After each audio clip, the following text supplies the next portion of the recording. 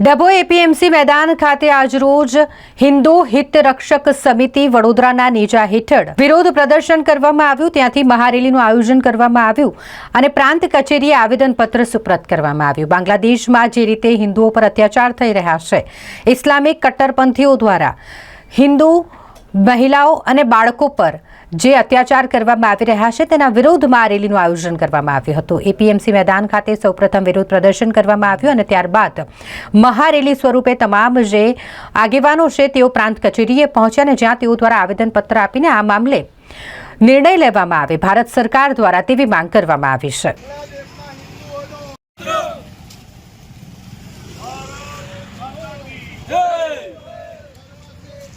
हम हिंदू हैं, बांग्लादेश का हिंदुओं रक्षण करो।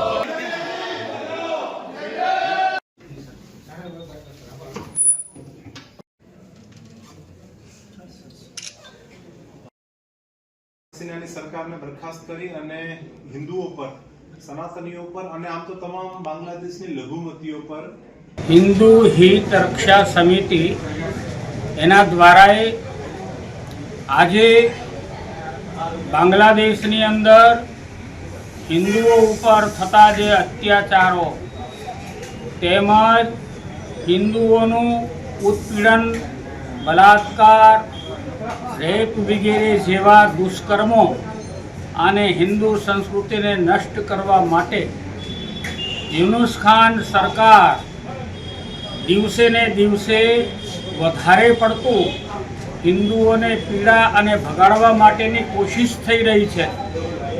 ત્યાંની સરકાર, પ્રશાસન અને પ્રજા ત્રણેય એક મળી અને હિન્દુઓ ઉપર અતિશય જુલ્મ ગુજારી રહ્યા છે। તો એ જુલ્મ બંધ થાય, હિન્દુઓની રક્ષા થાય, ધર્મની રક્ષા થાય।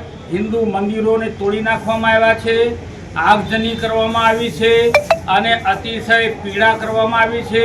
તેમના માલ વગેરે લૂંટી લેવામાં આવ્યા છે, છેવટે પશુઓ પણ લૂંટી લીધા છે, નોકરીઓ પણ છીનવી લીધી છે અને આવી રીતે મજબૂરીની અંદર હિન્દુઓને લાવી અને તેઓનું કષ્ટ અતિશય આપી રહ્યા છે।